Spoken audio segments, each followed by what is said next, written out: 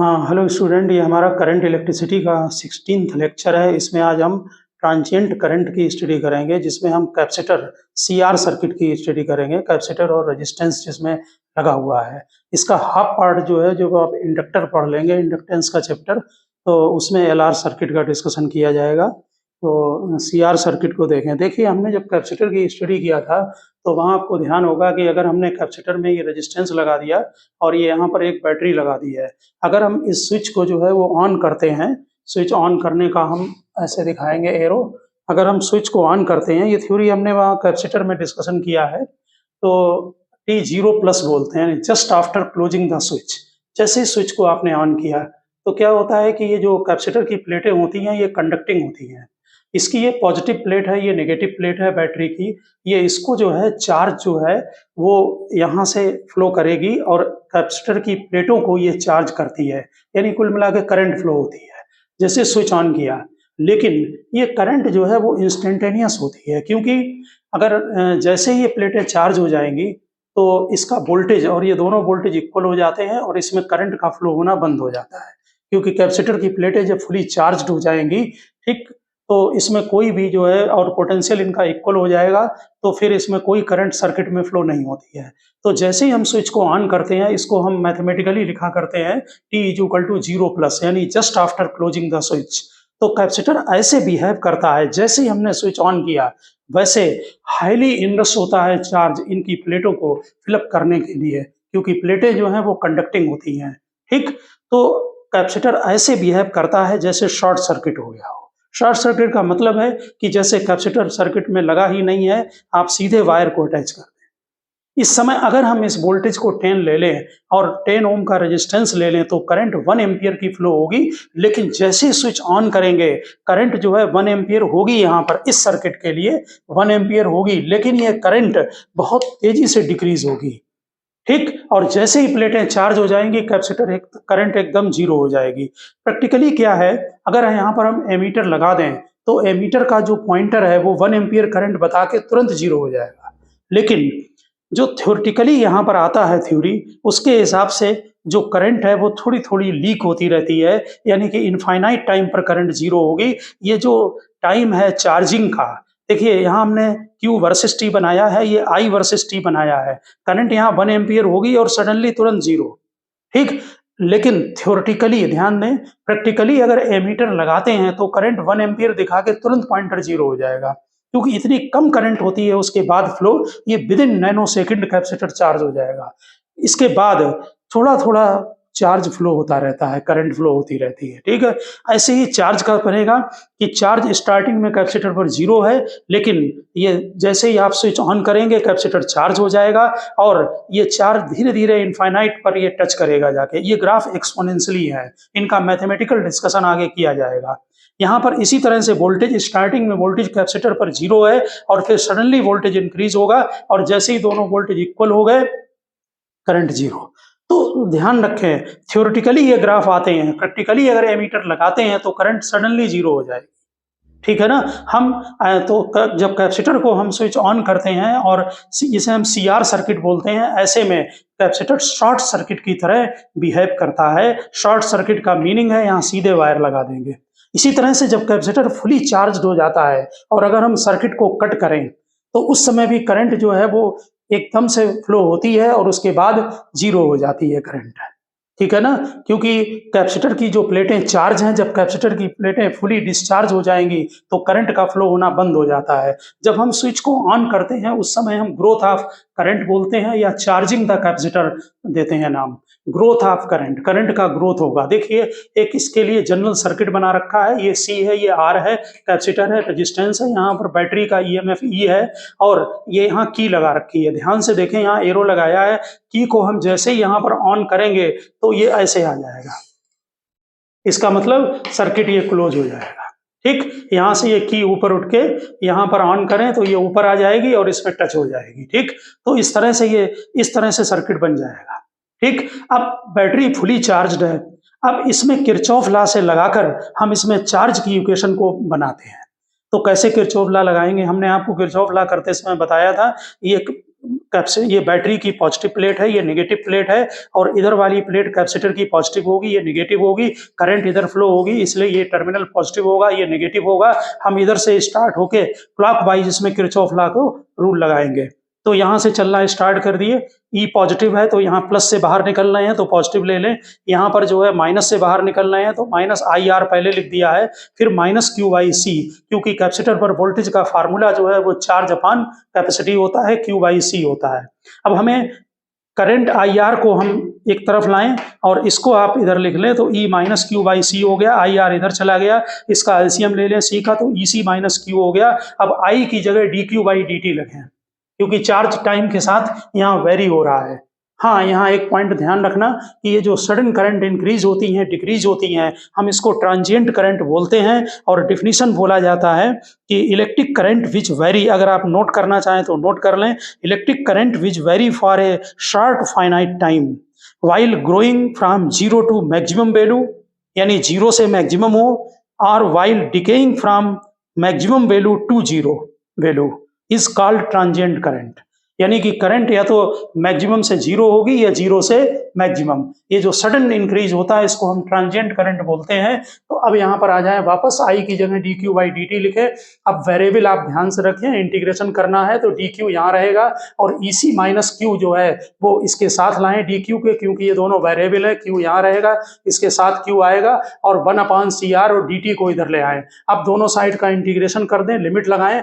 Starting में जो switch on कर रहे हैं तो टी जीरो है, और एट एनी टाइम टी हमें चार्ज का कैलकुलेशन करना है। इनिशियल चार्ज कैपेसिटर पर जीरो है और फाइनल चार्ज क्यू मान लिया है। ठीक, अब 1/x का इंटीग्रेशन log x होता है, ध्यान रहे ये इंटीग्रेशन 1/x dx, इसका इंटीग्रेशन log x होता है और यहाँ बेस e होता है। इसलिए यहाँ पर ये 1 है वेरिएबल, इसलिए इसको log में ले जाएं, लेकिन q के साथ यहाँ माइनस लगा हुआ है, इसलिए ये माइनस साइन यहाँ पर बाहर आएगा। ठीक, और log इसमें बेस e होता है। लोअर लिमिट 0 डालें, अपर लिमिट q डालें। dt का इंटीग्रेशन t हो गया, ये 1/CR हो गया। अब इसमें माइनस साइन को हम राइट में ले आए, हमने माइनस t/CR कर लिया है। अब इसमें अपर लिमिट की वैल्यू डालें और माइनस लोअर लिमिट डालें। इसका मतलब q की जगह q पुटअप कर दिया तो ये वैल्यू इतनी ही रहेगी, EC माइनस क्यू, और फिर q की जगह 0 पुटअप कर दिया तो log EC आ गया। ठीक, ये c है, और ध्यान रहे बेस e होगा।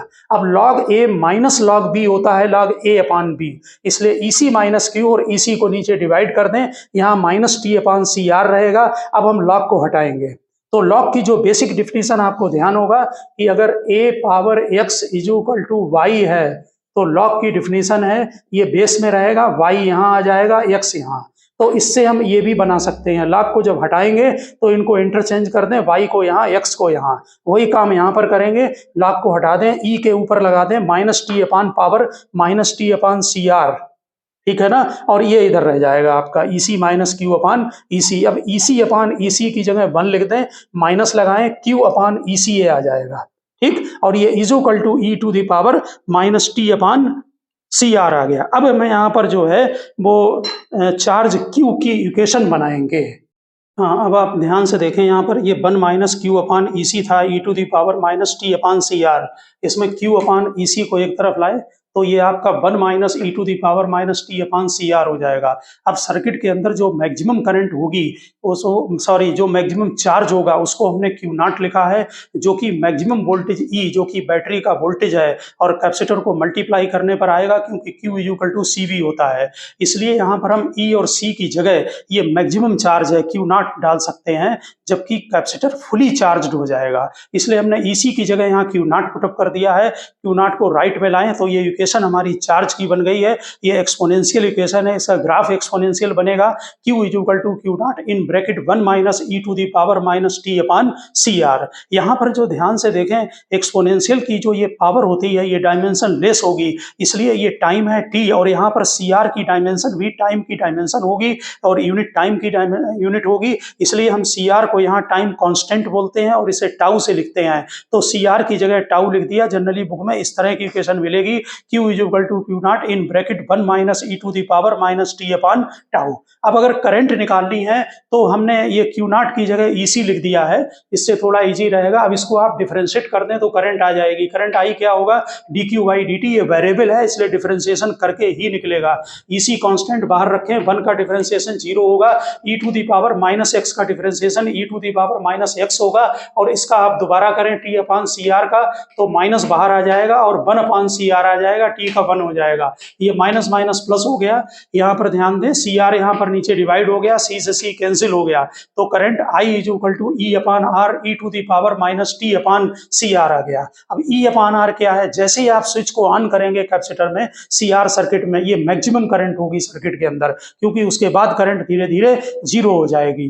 तो यहाँ पर जो ई अपान आर आपका आया है, ये करंट जो है मैक्सिमम करंट होगी, इसलिए हमने इसकी जगह आई नॉट पुटअप कर दिया। तो करंट की ये इक्वेशन बनेगी I is equal to I not E to the power minus T upon C R. Competitive exam के लिए आपको ये इक्वेशन लर्न करनी होगी, चार्ज की और इसकी और टाइम कांस्टेंट और इसके ग्राफ। तो वोल्टेज क्या होता है, वोल्टेज Q बाई C होता है। Q वेरिएबल है, Q की ये वाली वैल्यू पुटअप करें यहाँ से यहाँ पर, EC in bracket 1 minus E to the power minus T upon C R, यहाँ से C कैंसिल हो गया, तो वोल्टेज की इक्वेशन बन गई।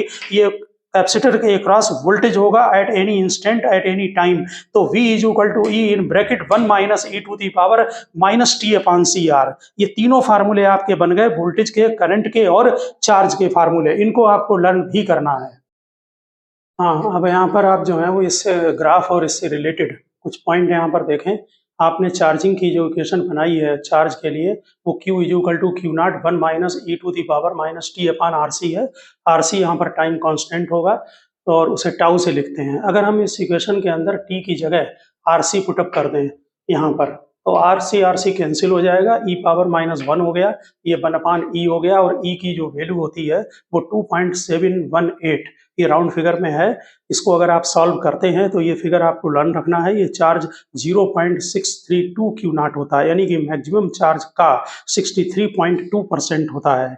Hence time constant is the time in which, definition इससे बन जाती है टाइम कांस्टेंट की, time constant is the time in which charge on capacitor grows to 63.2% of the maximum value of the charge. ठीक, अब इसी इक्वेशन पर ध्यान देना। अगर हम t टेंस टू इनफाइनाइट करते हैं तो ये 1 अपान इसको कर लें तो e पावर इन्फिनिटी ये 0 हो जाएगा, तो charge Q is equal to Q not आ जाएगा। ठीक, इसका मतलब है कि थ्योरेटिकली चार्ज जो कैपेसिटर पर होगा वो मैक्सिमम वैल्यू जब अटेन करेगा तो इनफाइनाइट टाइम पर करेगा। ठीक है ना, लेकिन आपके इंस्ट्रूमेंट या हमने बताया है कि एमीटर तुरंत बता देते हैं कि चार्ज हो गया। ठीक, बहुत कम चार्ज रह जाता है। For infinite time at t is equal to 0 पर चार्ज Q 0 है, इसलिए इसका ग्राफ ये बनेगा। ये 0 है, टाइम यहाँ पर लिया है, y एक्सिस पर चार्ज लिया है, ये ओरिजिन है, यहाँ पर चार्ज t 0 पर चार्ज 0 है। इसके बाद धीरे धीरे एक्सपोनेंशियली ये इंक्रीज होगा। पहले ये बहुत तेजी से इंक्रीज होता है, उसके बाद फिर यहाँ पर रेट कम होगा इंक्रीज होने का। ठीक, क्योंकि यहाँ पर स्लोप कम है। अब यहाँ पर जो है वो मैक्सिमम चार्ज t इनफाइनाइट पर Q नॉट होगा, और हमने इसमें थ्योरी में अभी डिस्कस कर दिया। अगर t की जगह RC पुटअप करते हैं, यानी अगर t जो है RC के इक्वल है, टाइम कांस्टेंट के इक्वल है, तो ये 0.632 Q नॉट आता है। तो यहाँ पर ये पॉइंट भी दिखा दिया।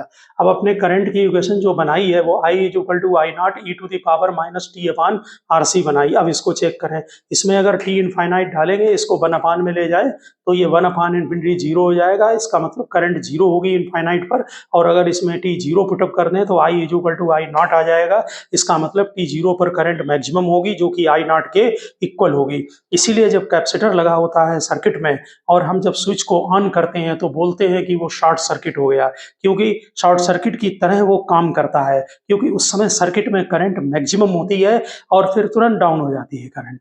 ठीक, कैपेसिटर चार्ज होने लगता है धीरे धीरे, और उसकी जो वोल्टेज है वो धीरे धीरे इंक्रीज होगा। तो वो नेचुरल है कि जो बैटरी की पॉजिटिव प्लेट है वो कैपेसिटर की प्लेट की तरफ, पॉजिटिव प्लेट की तरफ होगी, तो वो बैटरी के वोल्टेज का अपोज करती है, करंट धीरे धीरे डिक्रीज होने लगता है।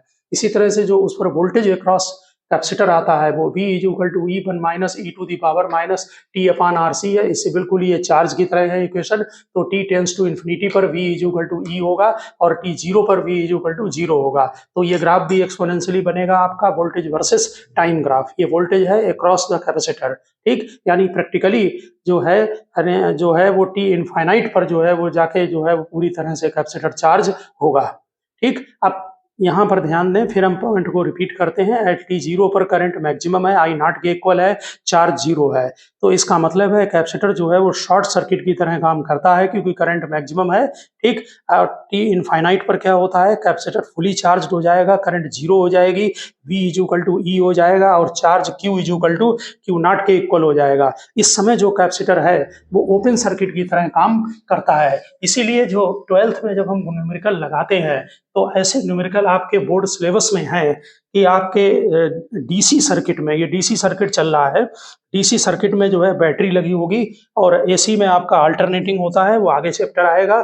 तो डीसी सर्किट के अंदर अगर आप कैपेसिटर को लगाते हैं यानी कि बैटरी को अटैचमेंट करते हैं और उसमें करंट पूछी जाए या चार्ज पूछा जाए तो उसको हम ओपन कर देते हैं। बोर्ड में जो क्वेश्चन आते हैं उनका वहाँ मीनिंग होता है कि वो स्टेडी स्टेट में पूछ रहे हैं।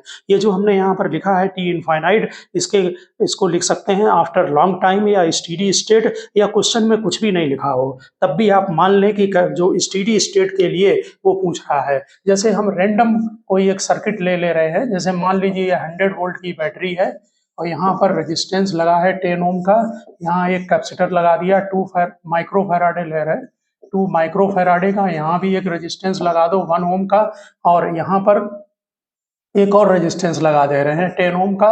अब देखिए, अगर बोर्ड में जब क्वेश्चन आएगा तो उसमें कुछ नहीं लिखते हैं, लेकिन अगर कभी किसी कॉम्पिटिटिव एग्जाम में क्वेश्चन आता है और वो स्पेशली लिखे कि टी 0 पर बताएं या 0+ पर या आफ्टर क्लोजिंग द स्विच, तो कैपेसिटर को अच्छी तरह से ध्यान रखें कि शॉर्ट कर दें। हमारा ये जो सर्किट है ये इस तरह से बन जाएगा। ये 10 ओम कैपेसिटर को शॉर्ट करने का मतलब ये है, ये 1 ओम है और ये आपका जो है वो 10 ओम है। आगे हम सॉल्व नहीं कर रहे हैं, 10 और 1 पैरेलल में है, फिर इसके साथ सीरीज में होकर आप करंट या जो भी निकालना हो आप उसमें कैलकुलेट कर लें। लेकिन बोर्ड में अगर क्वेश्चन आता है तो वो t टेंड्स टू इनफाइनाइट पर होगा, स्टेडी स्टेट पर होगा। वहां आप जब भी न्यूमेरिकल लगाएं, हमने करंट इलेक्ट्रिसिटी कैपेसिटर में सब जगह ये न्यूमेरिकल 1-2 लगवाए हैं, आप कैपेसिटर को ऐसे करके ओपन कर दिया। ये देखिए हमने ओपन कर दिया। इस ओपन करने का मतलब है ये 1 ओम का रेजिस्टेंस है कि इस ब्रांच में करंट नहीं जाएगी, ठीक। तो अब बिल्कुल आसान हो गया, ये 10 और 10 दोनों काहे में हो गए, सीरीज में हो गए, क्योंकि ये ब्रांच यहाँ पर कट हो गई। यहाँ पर कैपेसिटर की जो प्लेटें होती हैं उनके बीच में गैप होता है, नेचुरल है, उनके बीच में करंट फ्लो नहीं होगी, ठीक है ना। तो ये गैप हो गया। अब 10 और 10 सीरीज में, ठीक, यानी कि 20 ओम हो गया और 100 से डिवाइड कर दे तो यहाँ 5 एम्पियर की करंट आ गई, ठीक। 5 एम्पियर की जो करंट आएगी, यहाँ पर फिर हम रिपीट कर रहे हैं, अगर कभी आपने क्वेश्चन न लगाए हो तो अगर कैपेसिटर पर पूछा जाए कि चार्ज कितना है तो यहाँ पर ध्यान दें, इसमें कोई ड्रॉप नहीं होगा 1 ओम में, क्योंकि यहाँ पर कोई करंट ही नहीं फ्लो हो रही है। तो आप यहाँ पर ड्रॉप होगा, करंट आपकी आई 5, इसमें 10 को मल्टीप्लाई करें तो 50 वोल्ट हुआ, ये 50 वोल्ट इसके अक्रॉस भी हो, चाहे ऊपर वाले से निकाले जाए, इससे एक ही बात है। V = यहाँ E - IR लगेगा। तो जो वोल्टेज आपने यहाँ पर बनाया है जो 50 वोल्ट का, वही वोल्टेज ये कैपेसिटर के क्रॉस यहाँ पर होगा, ठीक है। इस समय ये तीनों ब्रांच पैरेलल में होंगी। अगर आपको यहाँ पर इस कंडीशन में अगर ये निकालना है यहाँ पर चार्ज, तो आप यहाँ पर इसका वोल्टेज यहाँ पर आ जाएगा, यानी जो वोल्टेज इस पॉइंट का है वही यहाँ पर इसका होगा। जो वोल्टेज इस पॉइंट पर होगा नेगेटिव में, वो यहाँ पर आ जाएगा, इस पर कोई ड्रॉप नहीं होगा। तो इसका मतलब कैपेसिटर की ब्रांच में आपको वोल्टेज मिल गया। अगर कैपेसिटी आपको मालूम है तो Q = CV से इसमें चार्ज मिल जाएगा। तो कुल मिला के अच्छी तरह से लर्न कर लें कि अगर बोर्ड में क्वेश्चन आता है तो उसे ओपन कर दें और फिर क्वेश्चन को सॉल्व कर लें, ठीक। अगर कॉम्पिटिटिव एग्जाम में आता है t 0 पर या आफ्टर क्लोजिंग द स्विच, तो आप जो है फिर उसे शॉर्ट कर लें और फिर उसे सॉल्व करें क्वेश्चन को। तो अच्छी तरह से हमने ये बता दिया। अब हम आपको डिस्कस करते हैं, ये चार्जिंग द कैपेसिटर था। अब अगर कैपेसिटर को हम फुली चार्ज कर लें और फिर उसे डिस्चार्ज करें तो कैसे सॉल्व करेंगे। हाँ, अब आप यहाँ पर जरा डिस्चार्जिंग सर्किट देखें। देखिए ये जो कैपेसिटर है इसको हमने फुली चार्ज कर लिया बैटरी से।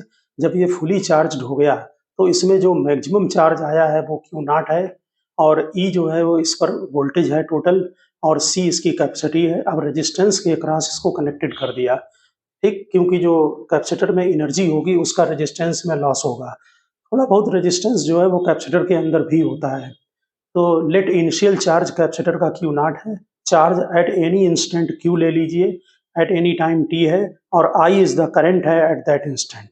तो किरचॉफ लॉ लगाएं, जब करंट यहाँ की ये पॉजिटिव प्लेट है, ये नेगेटिव प्लेट है, तो करंट यहाँ पर अपोजिट डायरेक्शन में फ्लो होगी, जिससे ये पॉजिटिव होगा, नेगेटिव होगा। किरचॉफ लॉ में इधर से चलें तो पॉजिटिव होगा ये वाला, और फिर यहाँ पर नेगेटिव से आ रहे हैं तो माइनस होगा। तो Q by C minus I R is equal to 0। तो I R is equal to Q by C हो गया। आई की जगह minus D Q by D T डालिए, क्योंकि चार्ज जो है वो टाइम के साथ डिक्रीज हो रहा है। कुछ बुक्स में उन्होंने यहाँ प्लस लिया है और फिर आई को उन्होंने D Q by D T ही डाला है, ठीक। तो D Q by D T ये माइनस हम इस तरफ ले आए, यहाँ पर वैल्यू पुटअप करके क्यू अपान ये सी आर कर लीजिए, डी क्यू को क्यू के साथ में रखिए, इंटीग्रेशन करना है, D T upon C are करिए, लिमिट लगाएं। जब टाइम 0 है तब चार्ज क्यू नॉट है, at any time T charge Q है, ठीक। सी आर जो है वो कांस्टेंट है, इसलिए उसको इंटीग्रेशन साइन से हमने बाहर कर दिया है। अब यहाँ पर 1 अपान क्यू का इंटीग्रेशन लॉग क्यू होगा, बेस ई होता है, लोअर अपर लिमिट डालिए, डी टी का टी लिखिए यहाँ पर अपर लिमिट डाली तो क्यू आएगा, लोअर लिमिट में क्यू नॉट, और log A minus log A upon B के इक्वल होता है। तो log Q upon Q naught base E is equal to minus T upon C R हो गया। लॉग को हटा दीजिए, ये ई पर पावर आ जाएगा minus T upon C R. तो ये इक्वेशन बन गई Q is equal to Q not E to the power minus T upon C R, ठीक।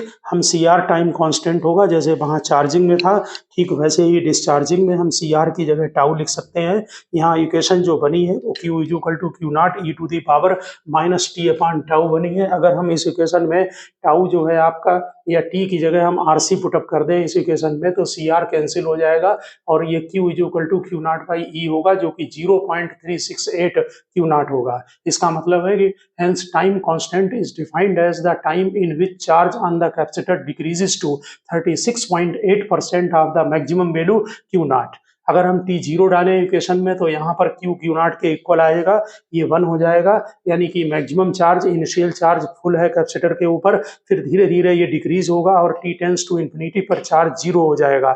ये इसका ग्राफ बनेगा। 1 टाइम कांस्टेंट आर सी के बाद ये जो चार्ज होगा वो टोटल चार्ज का 0.368 क्यू नॉट होगा। अब अगर करंट निकालना है तो चार्ज की इक्वेशन को डिफरेंशिएट कर दीजिए, I is equal to minus D Q by D T, natural है, ई पावर एक्स का differentiation E power minus x है, माइनस एक्स होगा, इसका दोबारा डिफरेंशिएट करें तो माइनस 1 अपान आर सी आएगा, माइनस माइनस प्लस हो गया, और जो टोटल चार्ज क्यू नॉट है वो ई इंटू सी के इक्वल होगा, नेट वोल्टेज इंटू कैपेसिटी, यहाँ से सी कैंसिल करिए, E upon R maximum current होगी, इसलिए ये इक्वेशन बनी I is equal to I not E to the power minus T upon R C. यहाँ पर ध्यान से देखें, अगर यहाँ पर टी जीरो पुटअप करेंगे तो करंट मैक्सिमम होगी, बिल्कुल चार्ज की तरह आई नॉट, फिर धीरे धीरे करंट एक्सपोनेंशियली जो है वो डिक्रीज होती चली जाएगी। तो ये करंट की इक्वेशन बन गई I is equal to I not E to the power minus T upon C R, ठीक है। हाँ, अब आप जरा यहाँ पर वोल्टेज अक्रॉस कैपेसिटर देखें डिस्चार्जिंग में, Q is equal to Q not E to the power minus T upon R C है, वोल्टेज आपका क्यू बाई सी होता है, क्यू की वैल्यू उसमें पुटअप करें, ये मैक्सिमम चार्ज है, ये कैपेसिटी है, तो ये आपका नेट वोल्टेज होगा जो कि स्टार्टिंग में होगा, यानी कि मैक्सिमम वोल्टेज अक्रॉस कैपेसिटर। तो वोल्टेज की इक्वेशन बन गई V is equal to E to the power minus T upon R C, ये इसका ग्राफ बनेगा एक्सपोनेंशियली। अब एनर्जी डेसिपेटेड देखिए, जब डिस्चार्जिंग होगी तो जो कैपेसिटर के अंदर एनर्जी होती है, आपको फार्मूला मालूम है, उस समय हाफ सी स्क्वायर होगी, वो कायदे में टोटल रेजिस्टेंस में जो है वो डेसिपेटेड होनी चाहिए। तो यहाँ एनर्जी डेसिपेटेड का ये वेरिएबल केस है, इसलिए I square R D T लगाएं, आई स्क्वायर आर टी होता है at any instant D T, zero से टी इंटीग्रेट करें, तो यहाँ पर जो है वो I is equal to I not E to the power minus T upon R C current की इक्वेशन होती है। यहाँ पर करंट की इक्वेशन डालें और यहाँ पर टोटल एनर्जी डेसिपेटेड है, इसलिए 0 टू इन्फिनिटी यहाँ पर इंटीग्रेट कर दें, ठीक है ना।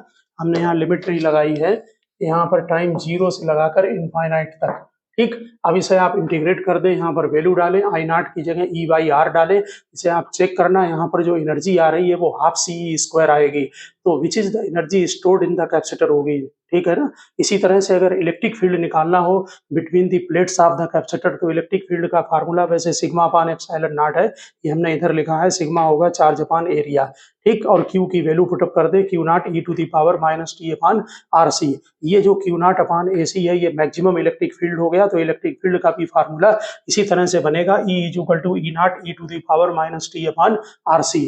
अब यहाँ पर एक क्वेश्चन हमने छोटा सा लिया है कि plot the graph between log I base E versus T है, तो I is equal to I not E to the power minus T upon R C है, आई नॉट की जगह ई बाई आर लिखा है, दोनों तरफ का लॉग ले, जब मल्टीप्लाई में होता है तो लॉग ए प्लस लॉग बी होगा, और लॉग बी में ये आपका आ जाएगा लॉग के पहले, और लॉग ई बेस ई की वैल्यू 1 होती है, तो ये इक्वेशन आपकी बन गई। यहाँ पर लॉग आई वाई एक्सिस पर है, यहाँ वाई लिखा, ये आपका स्लोप का काम करेगा, माइनस एम एक्स प्लस सी, सी ये इंटरसेप्ट का काम करेगा, टी वेरिएबल है, नेचुरल है, यहाँ पर जो है वो स्लोप नेगेटिव होगा, इंटरसेप्ट पॉजिटिव होगा, तो लॉग आई वर्सेस टी का ग्राफ इस तरह का बनेगा।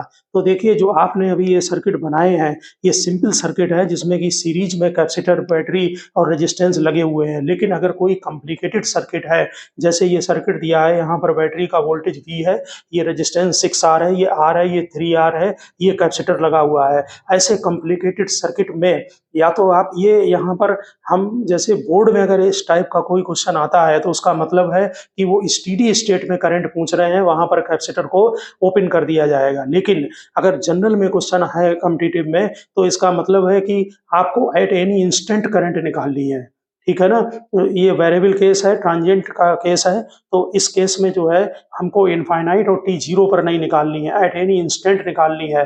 तो इसमें एक शॉर्टकट मेथड होता है जिसे हम ये वहां पर इक्विवेलेंट टाइम कांस्टेंट निकाला करते हैं, तो वो मेथड हम आपको बता रहे हैं कि कैसे इसको सॉल्व करेंगे। तो ये जो कॉम्प्लिकेटेड हमने सर्किट बनाया है इसका इक्विवेलेंट टाइम कांस्टेंट निकालने का हम आपको मेथड बता रहे हैं।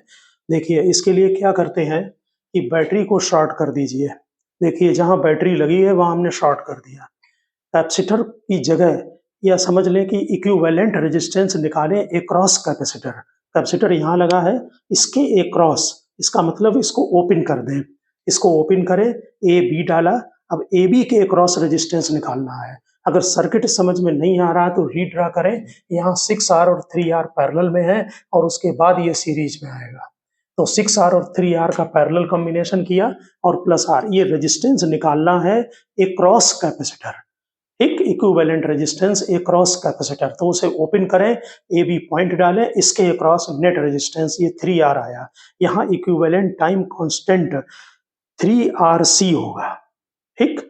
अब जो चार्ज की हमारी बेसिक इक्वेशन होती है Q is equal to Q not E to the power, ये चार्जिंग हो रहा है यहाँ 1 minus E to the power minus T upon tau, tau time constant है जो कि 3RC के इक्वल है, ठीक।